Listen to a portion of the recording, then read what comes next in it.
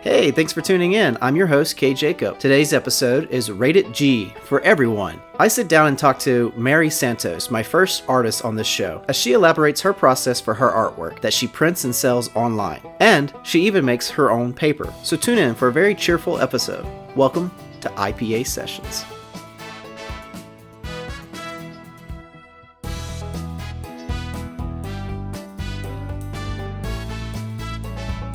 Welcome to IPA Sessions, a podcast for independent artists, a place where I like to provide inspirations for practical applications in entertainment. As always, I like to bring on a guest to talk to us about their artwork and what they do. Today, I have a special guest, my first artist. She is an artist. She makes her own prints and sells them online. Please welcome Mary Santos. Mary, say hi. Hello. Mary, can you kind of just tell the audience that's listening a little bit about yourself, what you do? My name is Mary, and I do pen and ink artwork. Oh, wow. Yeah, my artwork is all original. I love dealing with pen and ink. It's my favorite medium. And I explore a lot of different ideas, mostly bugs, but I also do a lot of different abstract and darker themes. Nice. Do you draw inspiration from these things? Is it something that just kind of it hits you spur of the moment, or is it something that you find yourself from time to time focusing on one subject, moving into another? Well, I've always had this creepiness for bugs, and I guess the best way to express my love-hate relationship with them is to draw them in my style. Nice, very nice. Where can people find your artwork? Mostly on Instagram as of this moment. I really love posting on Instagram. It's easy, it's quick, and that's mostly where you can contact me for any commissions or, prints. Excellent. So today we're going to talk about your artwork, and we're going to talk about your process that you go through, how you create, conceptualize, create, and then I guess print it and sell it. Can you just kind of take us through your whole process of what you do? Well, I usually find my inspiration through nature. When I want to do something different, I tend to look at the different species of insects, and I read up a lot on anatomy and how insects work. And then I just use my imagination to twist it into something totally different and new. Maybe even how I would imagine an insect would look on another planet. But the one of the fun things I do with that is when I come up with a new insect or design, I I come up with stories with what they do, how do they affect a person if you get bit, things like that. Oh, I guess that really helps you kind of bring the creature to life, so to speak. Yeah, exactly. Helps you add to it. That's really neat. You say you work with a lot of pen and ink. That's your favorite medium. Is most of these insect designs that you do pen and ink?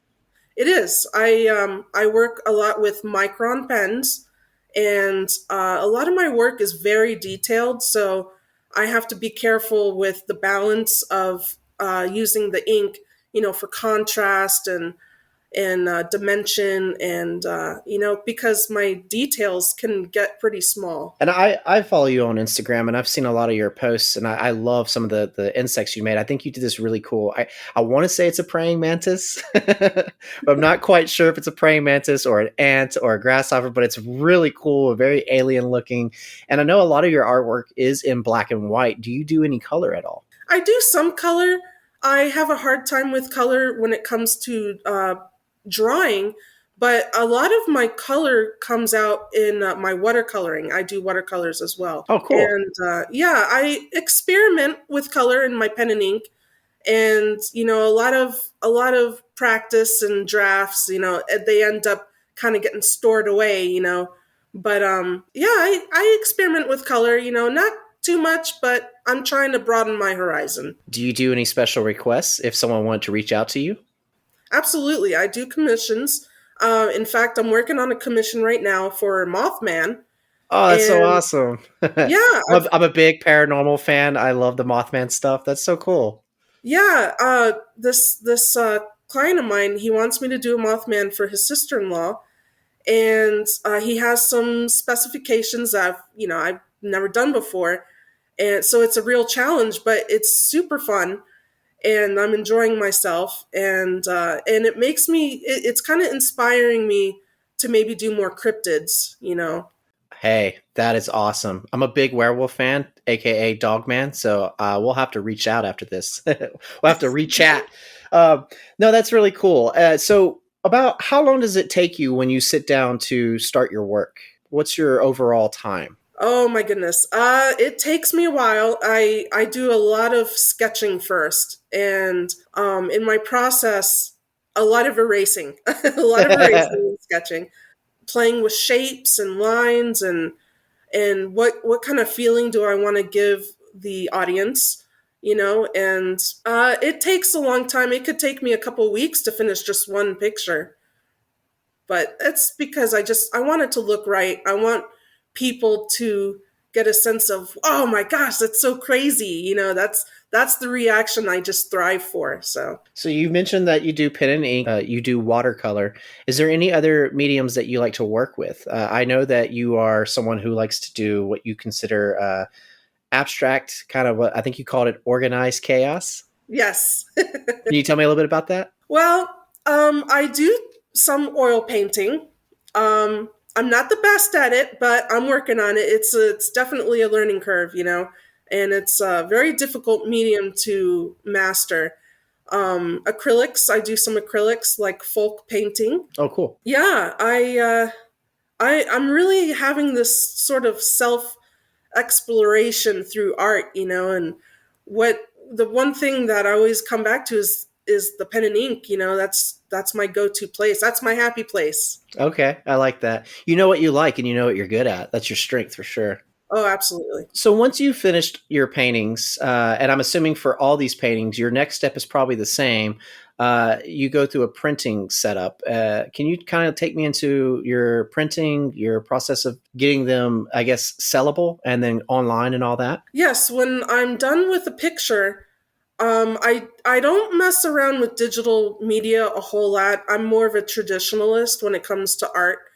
But sometimes I do go in on the computer and I play with the contrast just a little bit, just to bring those details, more forward. Yeah, give it a little pop. Exactly. Give it a little pop, and fix the brightness a little bit. But other than that, that's really all I do. And then I actually make my own paper to print on. So, That's awesome. Tell us about that. yeah. Well, it's a long process. It's a lot of waiting. I play around with fibers. I won't go into all the details for the paper making, but No, please go into it because there might be someone out there interested in making paper. So don't give away your trade secrets. But if someone wants to make their own paper, you can kind of lead us into that if you like. oh sure. I have fibers. I get fibers sent to the house. Cotton and things like that, and I like to I'm really specific on the thickness of the paper, and I put it on a screen, all the fibers, and I go through a wetting process. And I like to stick pieces of silk threads into the cotton and the fibers, and it gives us this sort of shiny detail throughout the paper. And when it's printed on, you get the image, but you also get this sort of shiny texture from the threads. That's so awesome. So do you make your own ink too? You literally make everything. I love that. No, no, oh my Okay. goodness. That's really cool. Like you make everything. I think that's really neat. And if someone wants to request a special painting from you on your own paper, would they also be getting handmade paper from you for the art to go on? They would be, yes, they would be getting the handmade paper with either the print or the painting on it. And yeah, it makes it very personal. I like that. It's a signature touch. It is, yes. Do you do with this paper that you make? Are you able to do any kind of medium that you want? Are you able to do more than just pen and ink? Can you do oil on it? Can you do your watercolors on it? And does that affect how you work? I mostly do the pen and ink printing on the paper. That's really what it's meant for. I have experimented with watercolor, but it doesn't really come up very well. It doesn't show up as great as the, regular watercolor paper would. Cool. So when you get this process done and you have your paper, you have your art done on there, you've satisfied the client's expectations. What is your next step? How do you go? Do you frame it? Do you laminate it? What do you do with this? So a lot of clients, they love getting framed pictures. So I frame it myself and I send it, bubble wrapped in a box, and that all goes into the final price, for a picture sent in the mail. And some clients like it unframed. It's less expensive mail wise, and there's it's really easy to do the packaging and everything. So it's all part of the selling process. But it's fun. Right. And I know that you said that you do a lot of your sales through your Instagram. You show off your paintings on there and then you take special requests. Do you have a website or any kind of online form other than Instagram that you sell through that you can give to the audience? Right now, I used to have Etsy. I don't have Etsy anymore. It's a real struggle. Etsy raising its prices and policies, and a lot of the times when I tried to sell art on Etsy, it would kind of get lost with all the thousands and thousands of other artists out there. So I find Instagram to be the easiest because it gives you, it's like a portfolio. You get to see all my work that I've come up with, and it allows you to see, it gives you the option. If you wanted a commission, you can tell me through Instagram, Messenger and stuff, what you wanted to have made. And also it's free. It's free on Instagram, and Right. Etsy takes a percentage off of each sale. So I think Instagram is really the best bet when selling products. Thank you for taking us through your process. I think it's fascinating that you create your own paper. I mean, you literally make everything from scratch, other than the pen and ink.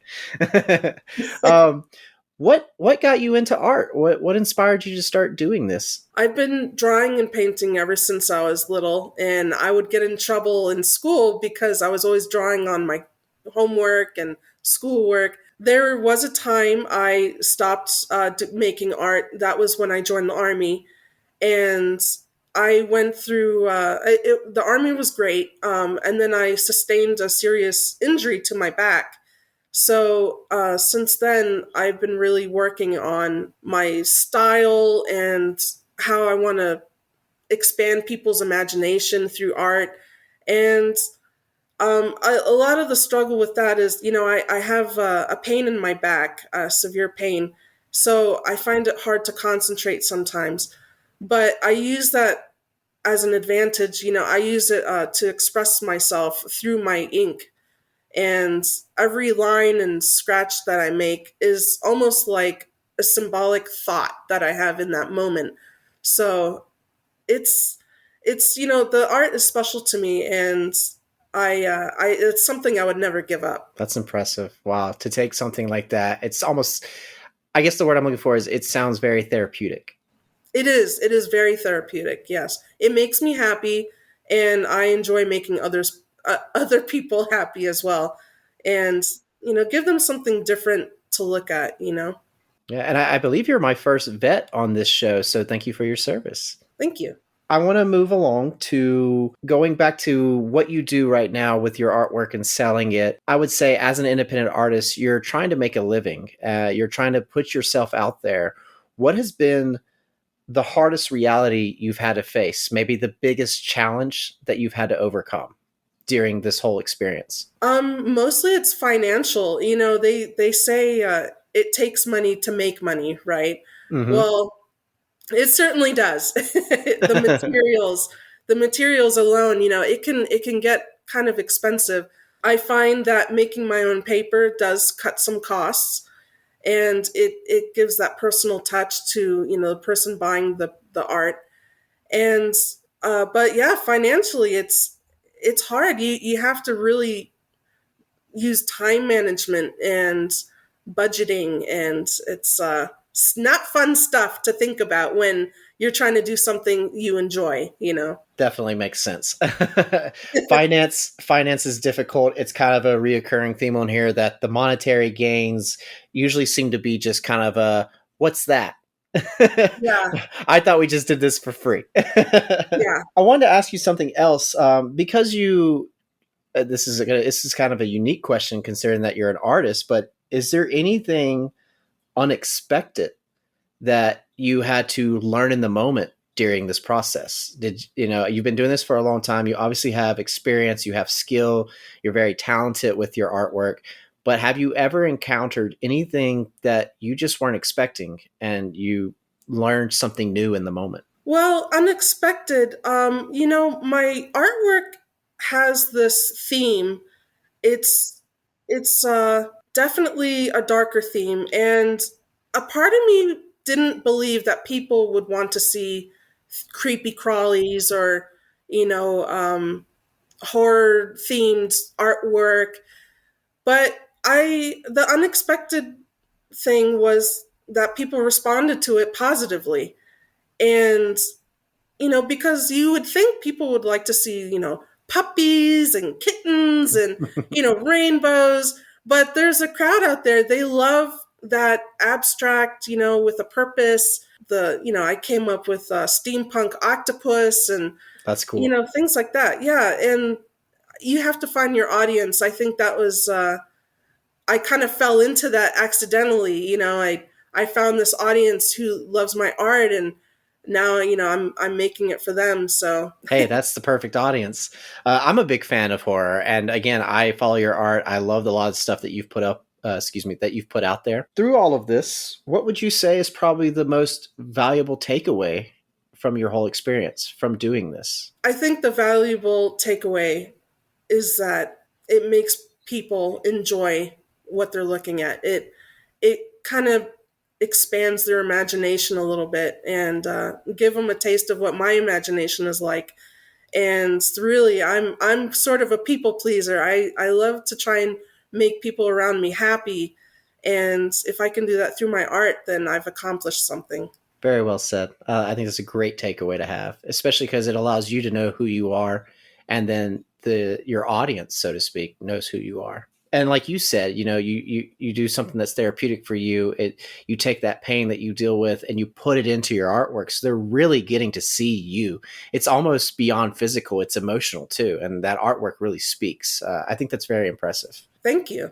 No problem. With everything that you do and your experience and how you've been doing this, the challenges that you've had to go through, what drives you? What keeps pushing you? What really motivates you? What pushes you through to keep doing this? Because you've told us about how you make your paper from scratch. You put your artwork out there. You have an audience that enjoys what you do. You have customers that make special requests. You've satisfied these requests. You know, you have your own personal history.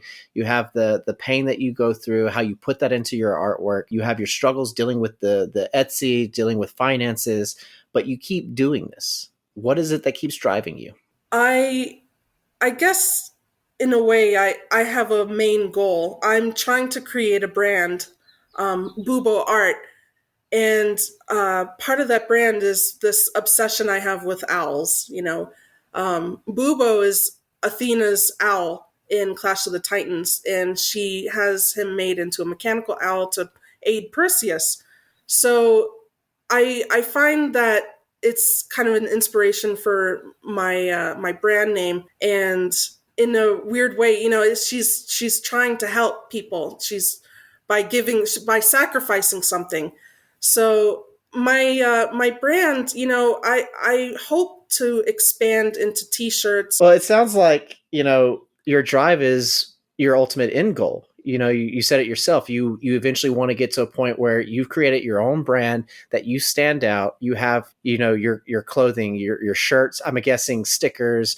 It sounds like you really want to go beyond just making your own paper and your artwork out there. You want to put your artwork everywhere, whether it's on a shirt, a sticker, a car, a building. I mean, that it's your brand. It's Bubo.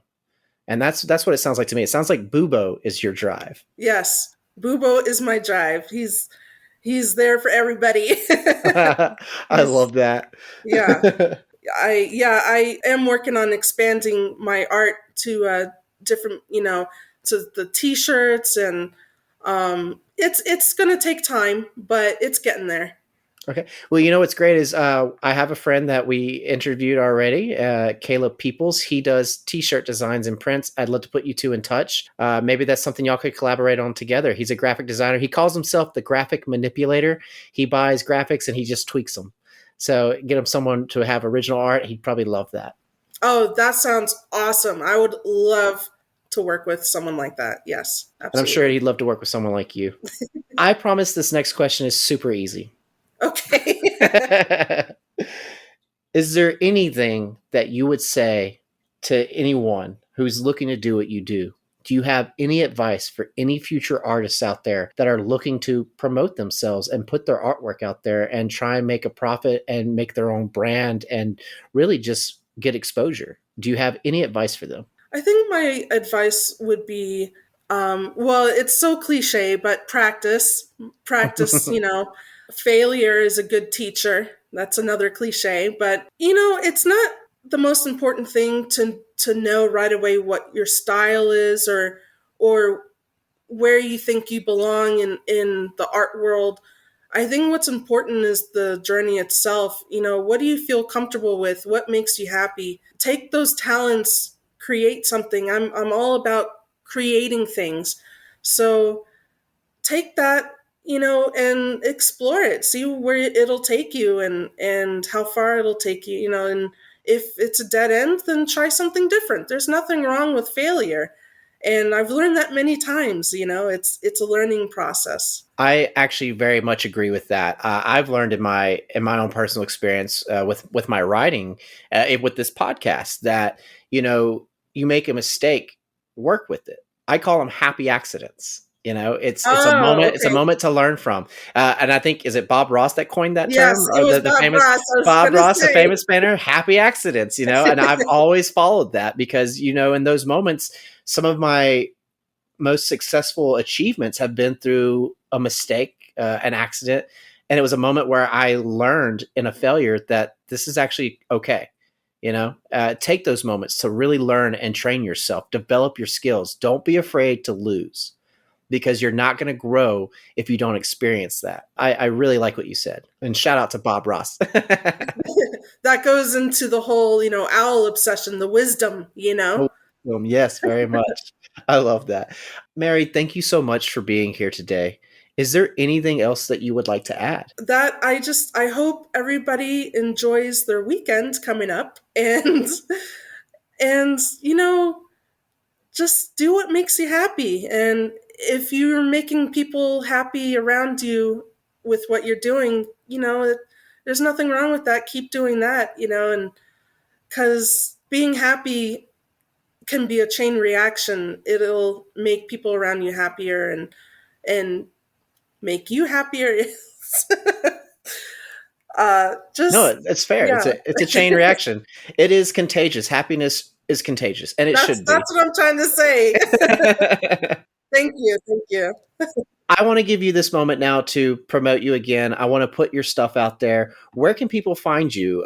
Please, we know about Instagram. Is there any other social media that you use that you want to put out there for the listeners? Do you have a website, anything like that? Please, now is the time to promote yourself, push your artwork out there. Is there anything new with your artwork? Is there anything other than insects you would like to talk about to push to the audience and let them know that they can come to you? Any kind of special requests, how you go about that? Please, now is the time. Plug yourself. I've been listening to a lot of Rammstein lately. I love Rammstein, Nice. and Book oh, absolutely. Oh no, not poop dish. That's a very naughty song. But it's I great. Still I holds. I've been inspired to try and create band artwork, album cover artwork. Oh, cool. And no one specifically. I've reached out to a couple bands, and showed them my portfolio, and I definitely have some interested parties, and I'm working on, changing some of my style to suit their music. And I've gotten a lot of positive feedback, and that's something I'm working on at the moment. So Oh, adapting. I like that. Yeah, hopefully, a band will be like, "Oh, we want that as our album cover," and that would make me totally happy if that happens. So when that happens, When there you go. when So you are open to any kind of request with your artwork. I like that. I am, and the important thing is, if you want a commission done, really look at my art style and see what interests you. Because that's what it's going to be in. But there's always room for evolution. In my work. So That's right. So again, for the audience listening, just please tell us where they can find you and how to reach out to you. So you can find me on Instagram. I love Bubo, or you can search my name, Mary Santos, on Instagram. And it's a picture of an owl with a banner that says Bubo. You can also reach me on Facebook, Mary Santos. I know there's a lot of Mary Santoses out there, but there's only one me. That's So right. but Instagram is the best way to contact me for commissions and prints and things like that. So it's on Instagram at I love Bubo, Yes, and that's Bubo Bubo, correct? yes. Awesome. Thank you so much, Mary. I had a great conversation with you. Thank you for just telling us about your process, telling us how it is. I wish you success, and I hope you get some new customers after this. I hope you get a chance to sell more of your artwork, and I'm rooting for you to create your brand. I'm ready to see that t-shirt, and I'm ready to see that band cover album. Thank you. No problem. And to all the listeners out there, I hope you found this inspiring, encouraging, and honestly, I hope you found it helpful. I hope you found ways to go about doing this yourself. If you're interested in putting yourself out there and creating a brand, as Mary said, it's not an easy process. You have to learn to evolve, adapt, and learn from your failures. And at the end of the day, that's the best advice anyone can give you. So thank you to Mary. Thank you, listeners, for tuning in. And as always, until the next time, stay golden. Thanks for tuning in to IPA Sessions. To help support this podcast, please rate and review, and click that subscribe button to follow for new bi-weekly episodes. And if you're an independent artist out there looking to promote your work or yourself, please reach out to me via social media at IPA Sessions on Instagram, Facebook, and Twitter. You can also reach out to me via email at ipasessionspodcast@gmail.com. Thanks for listening, and I hope you felt inspired.